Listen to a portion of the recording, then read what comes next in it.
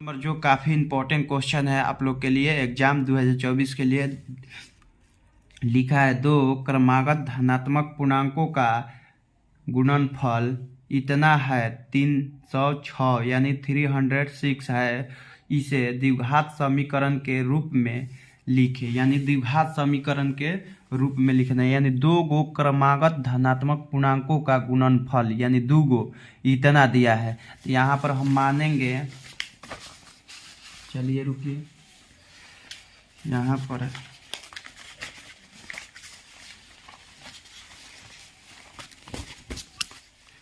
पर लिखेंगे, काफ़ी इम्पोर्टेंट क्वेश्चन है। यहाँ पर लिखेंगे 6 नंबर जो है लिखेंगे, माना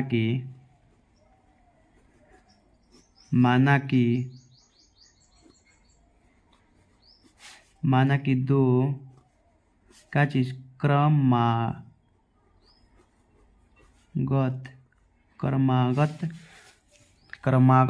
क्या चीज़ धनात्मक पूर्णांक, क्या चीज़ क्रमागत धनात्मक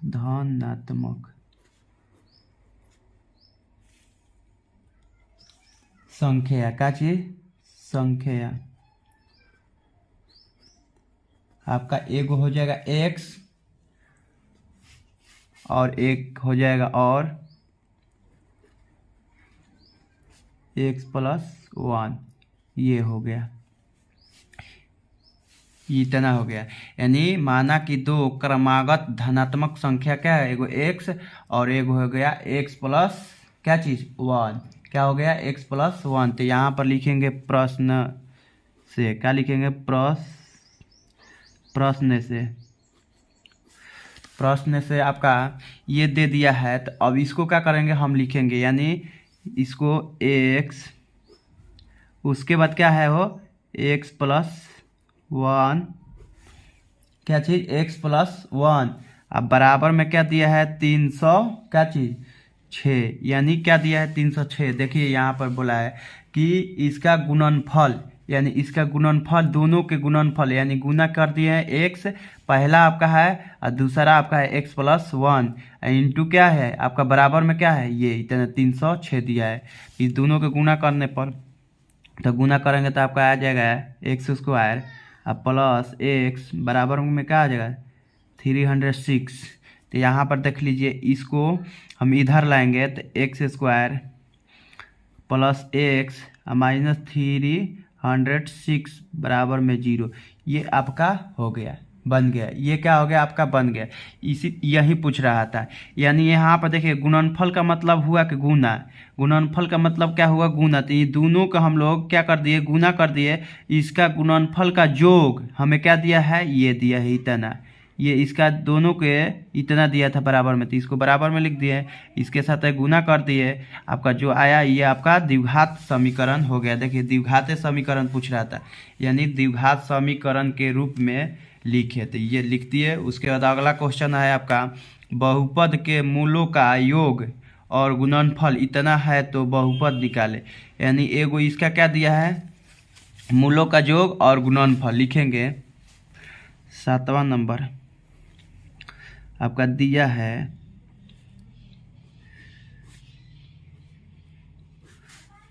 मूलों का क्या चीज, मूलों का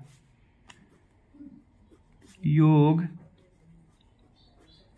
बराबर में कितना दिया है आपका, मूलों का योग दिया है 1/4, क्या दिया है 1/4, लिखेंगे 1/4 हो जाएगा।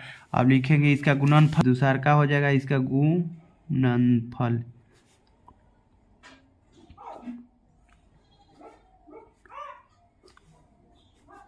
फल बराबर क्या है 1/4 दिया है, दोनों यहीं दिए। देखिए इसका क्या दिया, मूलों का योग और गुणनफल क्या दिया 1/4। तो एगो हो जाएगा मूल योग इतना, एगो हो जाएगा गुणनफल इतना।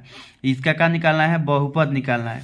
इसका बहुपद निकालने के लिए हम लोग का, यानी मतलब ये क्या आपका दिया है, एक दिया है अल्फा प्लस बीटा बराबर 1/4 और एक दिया है अल्फा इंटू बीटा बराबर 1/4, यानी इसको बोलते हैं हम लोग अल्फा इंटू बीटा और इसको बोलते हैं हम लोग अल्फा प्लस बीटा। क्या चीज़, यानी शून्यकों का योग है, गुणनफल है शून्यकों का।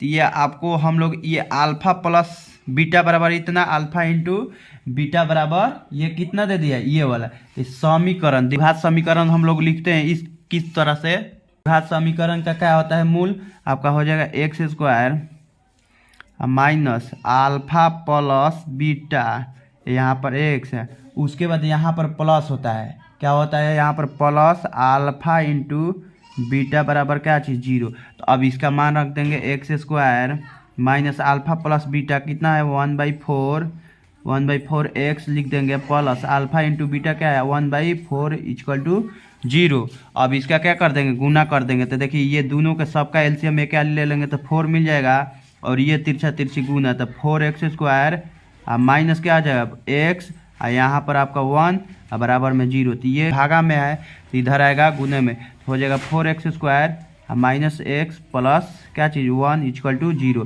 तो ये आपका बन गया।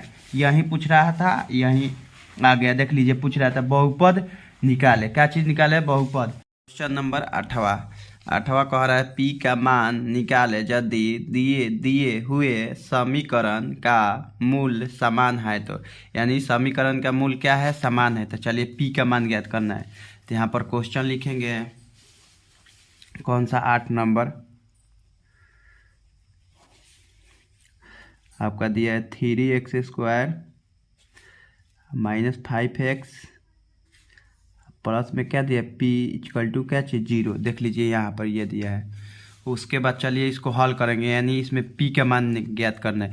तो d बराबर क्या होता है, जीरो, यानी बराबर होगा इसका मूल। तो d बराबर क्या हो जाएगा, जीरो। तो d का मान क्या है, d बराबर एक फार्मूला होता है b स्क्वायर माइनस 4ac। तो d की जगह पर क्या रखेंगे, जीरो, और यहाँ पर देखिए b का मान हो जाएगा इसमें से कौन सा, x का गुणांक। तो x का गुणांक कौन है, 5 है। तो इसका मान क्या आ जाएगा -5। b बराबर कितना -5, और c बराबर हो जाएगा आपका ये p। उसके बाद a बराबर होता है आपका ये x स्क्वायर के गुणांक कौन है आपका, ये 3 है। तो यहाँ पर 3 लिख दिए, ये हो गया। इसके जगह पर रख देंगे b का मान क्या है -5 स्क्वायर माइनस 4 a, कौन सा a है 3, उसके बाद गुने क्या है c, p है, तो p लिख दिए। यहाँ पर देख लीजिए जीरो, यहाँ पर स्क्वायर करेंगे इसका तो 25 मिलेगा। कितना मिलेगा 25, माइनस इसका गुना करेंगे तो हमें कितना मिल जाएगा 12p। उसके बाद देखिए ये जीरो है बराबर, तो बराबर के इस साइड आएगा तो ये प्लस में हो जाएगा, यानी 25 बराबर 12p, क्या आ जाएगा 12p।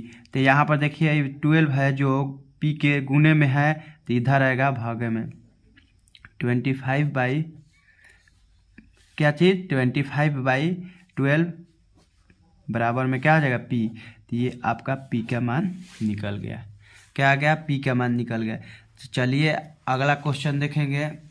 क्वेश्चन नंबर 9 कह रहा है कि द्विघात समीकरण इतना के मूलों की प्राकृतिक ज्ञात कीजिए। तो यानी इसका मूलों का प्राकृतिक मतलब होता है d, जैसे में ये वाला मान निकाले उसी तरह से। 9वां नंबर दिया है आपका, कह रहा है क्या दिया है आपका, द्विघात समीकरण लिखेंगे। यहाँ पर दिया है द्विघात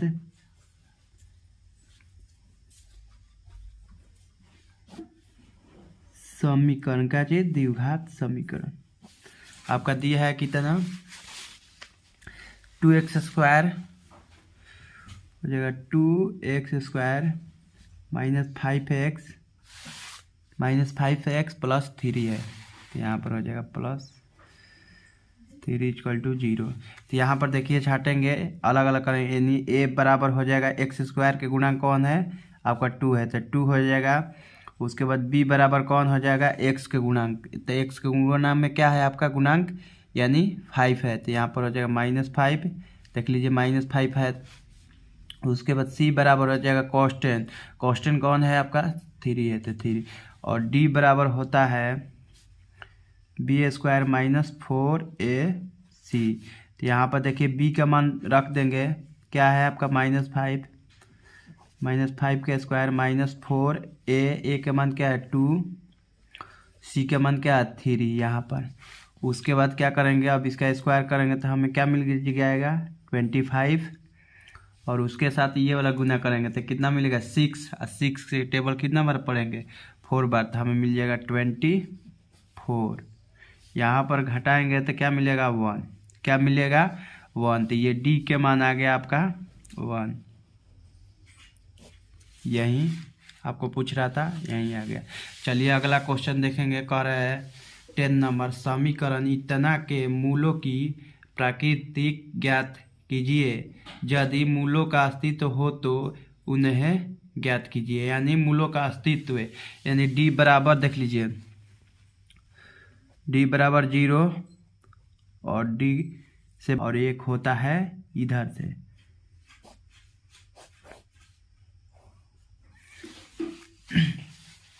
तो 10वां नंबर यही है आपका। 10वां नंबर आपका कह रहा है, जो प्रश्न है इसी तरह से बनेगा। तो 2x² minus 3x plus 5 equal to 0। तो 2x² माइनस 5 क्या है -3 है, सॉरी -3 प्लस 5 है। यहाँ पर 3x प्लस 5 इक्वल टू 0 देख लीजिए 5। तो यहाँ पर क्या करेंगे, इसको हल करेंगे, यानी a बराबर क्या हो जाएगा आपका x² के गुना का है 2, b बराबर क्या है -3 और c बराबर क्या है आपका 5। तो d बराबर होता है b² माइनस 4ac। तो b के मान क्या आ जाएगा -3 के स्क्वायर माइनस 4a के मान क्या है 2 है, उसके बाद c के मान क्या है 5। इसका स्क्वायर करेंगे तो कितना आ जाएगा 9, माइनस इसका टेबल पढ़ेंगे तो 10, और 10 के टेबल पढ़ेंगे कितना बार 4 बार, तो कितना आ जाएगा 40। यहाँ पर हो जाएगा आपका, इसमें से घटाएंगे तो हमें मिलेगा -31। तो ये क्या है आपका, इसका मूलों का अस्तित्व नहीं है। क्या है, इसका मूलों का अस्तित्व नहीं है। तो इसको हम लोग लिखेंगे, यानी d बराबर क्या आ गया, d के मान के जगह पर ये आपका है तो लिखेंगे -d। ये आपका सिंबल हो जाएगा कौन सा, <0। क्या चीज़ <0, -31 <0 होना चाहिए। तो इसका मान क्या आएगा, लिखेंगे अतः में यहीं पर लिख दे रहे हैं अतः द्विघात समीकरण, द्विघात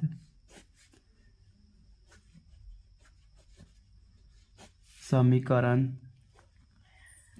का कोई वास्तविक, क्या चीज, कोई वास्तविक